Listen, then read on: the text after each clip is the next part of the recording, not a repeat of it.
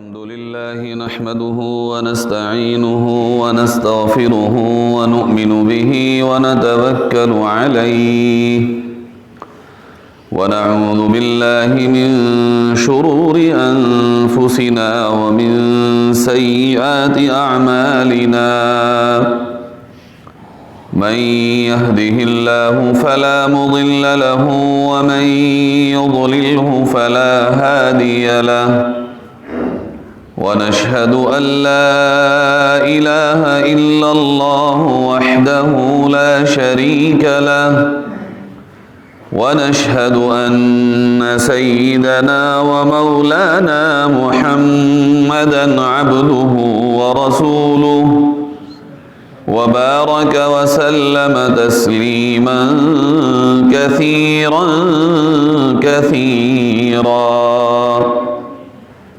أما بعد فأعوذ بالله من الشيطان الرجيم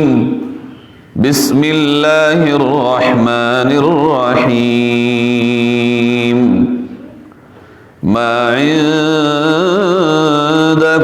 ينفد وما عند الله باق صدق الله مولانا العظيم. درود الشریف پڑھ لیں. اللهم صل على سيدنا وعلى آل سيدنا ومولانا محمد كما صليت على إبراهيم وعلى آل إبراهيم إنك حميد مجيد. اللهم بارك على محمد وعلى آل محمد كما باركت على إبراهيم وعلى آل إبراهيم إنك حميد مجيد.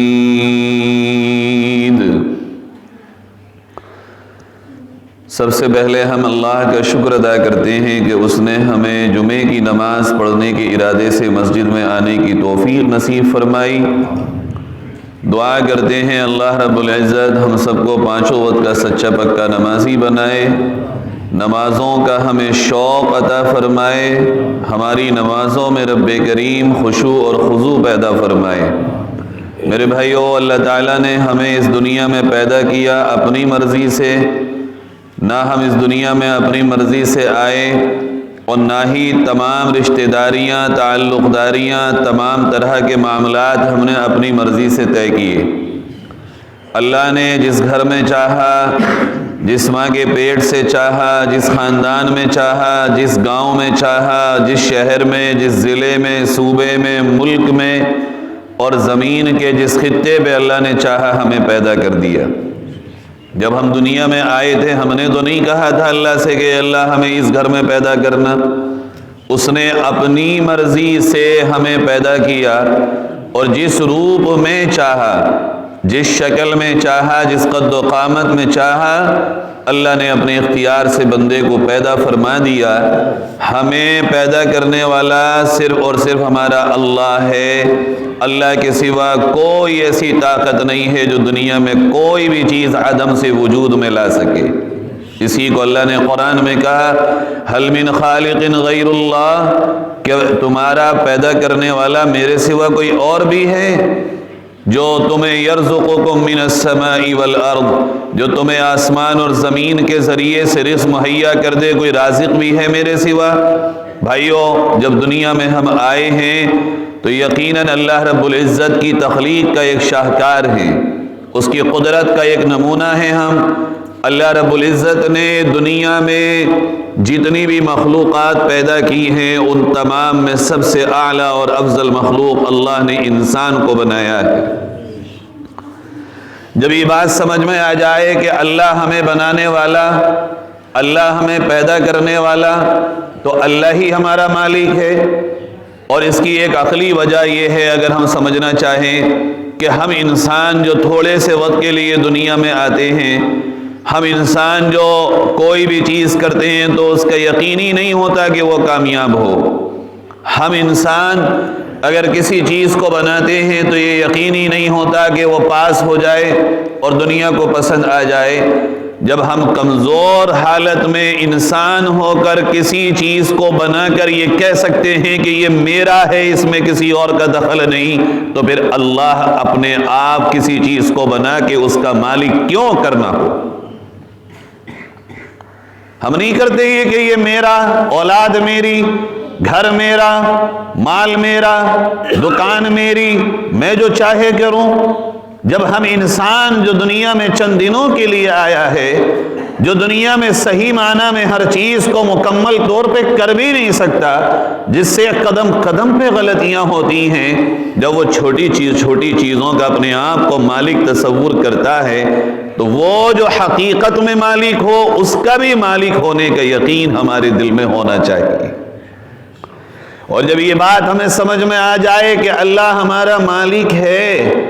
تو پھر مالک کے جو غلام ہیں ان کا کام ہے کہ وہ ہر آن اس بات کی فکر کریں کہ ہمارا مالک ہم سے راضی ہو جائے۔ مالک کا کام ہے کہ وہ آرڈر کرے، حکم دے، وہ بتائے کہ غلام کو کرنا کیا ہے، اور غلام کا کام یہ ہے کہ وہ اپنے مالک کی چاہت کا خیال کرے کہ میرا مالک مجھ سے چاہتا کیا ہے۔ کئی دنیا میں ایسا نہیں ہوتا کہ نوکر اور غلام اپنی چاہت کو اپنے مالک کے سامنے رکھے کہ میں یہ چاہتا ہوں۔ غلام کا کام تو یہ ہے کہ وہ مالک کو راضی کرے۔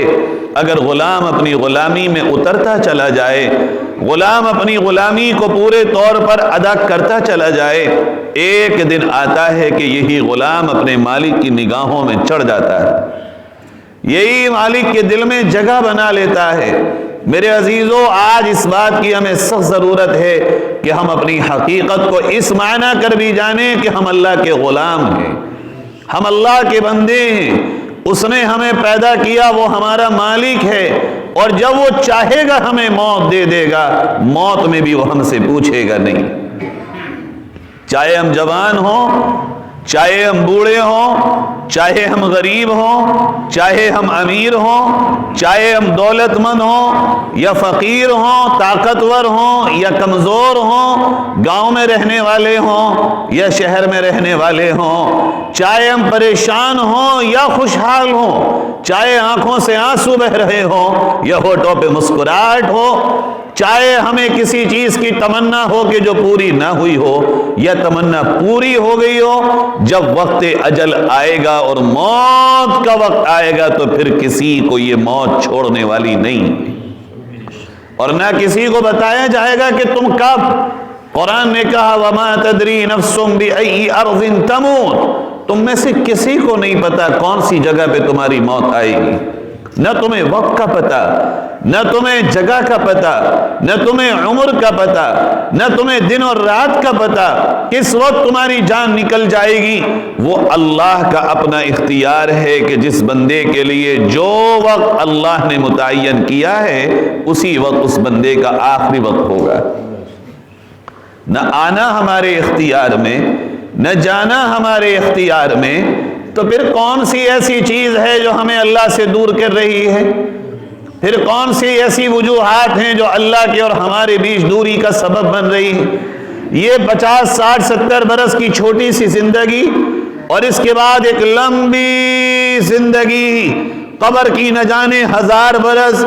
10,000 برس، لاکھ برس یا کروڑوں برس، کتنا لمبا عرصہ یہ قبر کی زندگی ہوگی۔ بھائیو، یہ 60 70 برس کی زندگی میں ہوش مندی کے جو چند 30 40 سال ملتے ہیں، اس میں اگر ہم نے اللہ کو منا لیا،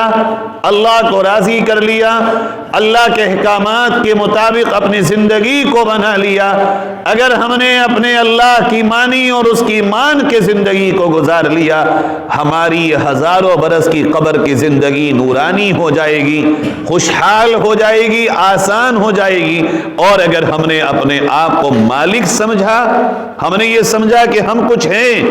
ہم جو چاہیں وہ کریں، ہم جس طرح چاہیں زندگی گزاریں، ان قریب دیکھو گے جوانوں تمہارے اوپر بڑھاپا چھا چکا ہوگا،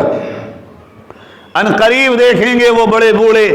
کہ جو چل پھر رہے ہیں کہ ان کی ہڈیاں کمزور ہو چکی ہوں گی،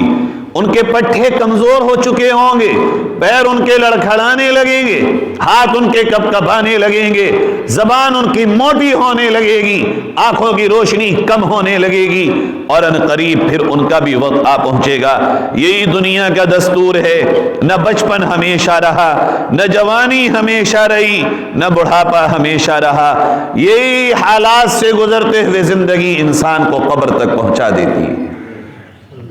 لیکن کبھی سوچا ہے ہم نے؟ آج ہم یہ کہتے تو ہیں کہ موت آنی ہے، لیکن سچی بات یہ ہے کہ اس موت کو جو ہم کہتے ہیں یہ زبان کی نوک پر ہے، ابھی دل میں اس کی حقیقت نہیں بیٹھی ہے۔ آپ کہیں گے کیسی باتیں کر رہا ہے یہ مولوی؟ سچائی یہی ہے، ہمارے دل میں ابھی موت کا وہ یقین نہیں ہے جو ہونا چاہیے۔ ابھی زبان پہ ہم سب کہہ رہے ہیں، یہ ہمارا عقیدہ تو ہے کہ موت برحق ہے، لیکن موت آئے گی اس کا یقین شاید کہ ابھی ہمارے دلوں میں جمع نہیں ہے۔ اگر جم جائے تو کیا ہوتا ہے؟ ہم اور آپ اپنے ہی بیچ میں سماج میں دیکھتے ہیں، کسی کو کینسر کی بیماری ہو یا کوئی بھی بیماری ہو، ڈاکٹر نے یہ کہہ دیا ہو بھائی آپ کی اب کوئی بچنے کی امید نہیں ہے، آپ ان کو گھر لے کے چلے جائیں۔ گھر والے گھر لے کے آ جائیں، اب لا کر کے جب گھر پہ رکھتے ہیں، مریض کو یہ پتا ہوتا ہے میرے حالات بچنے کے نہیں ہیں، اب یقین ہوتا ہے اسے کہ اب میں نہیں بچوں گا، موت میری آئے گی کسی بھی وقت، مہینہ 10 مہینہ 4 دن ہفتہ، اب ہوتا ہے اسے یقین موت کا، تو یوں کہتا ہے خالہ کو بھی بلا لاؤ، ماموں کو بھی لے آؤ، پڑوسی کو بھی لے آؤ، وہ مجھ سے ناراض تھا، بچوں ذرا لکھ لو یہ میرا قرضہ تھا تم ادا کر دینا، اس سے میری یہ بات ہو گئی تھی ذرا معافی کرا دو۔ پھر انسان کے اپنے چال میں، اپنی باتوں میں، اپنے اعمال میں وہ فرق دیکھنے کو ملتا ہے جو پوری زندگی اس کو نہیں دیکھا جاتا۔ اللہ رب العزت تو ہم سے یہ چاہتا ہے، اللہ کے نبی صلی اللہ علیہ وسلم تو ہم سے یہ چاہتے ہیں کہ روزانہ ہمارا یہی معمول ہو، صبح اٹھیں تو ہمارا یقین یہ ہو کہ ہو سکتا ہے آج کا دن ہمارا آخری دن ہو، شام ہو تو ہر شام ہمارا یقین یہ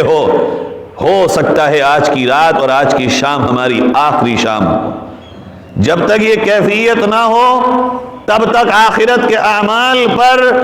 باضابطہ ہمارے اور آپ کے لیے چلنا آسان نہ ہوگا، گناہوں سے بچنا آسان نہ ہوگا، اللہ کی محبت کو دل میں سمانا آسان نہ ہوگا، اور پھر یہ زندگی جب ہماری تمام ہوگی تو یاد رکھیے میرے پیارو،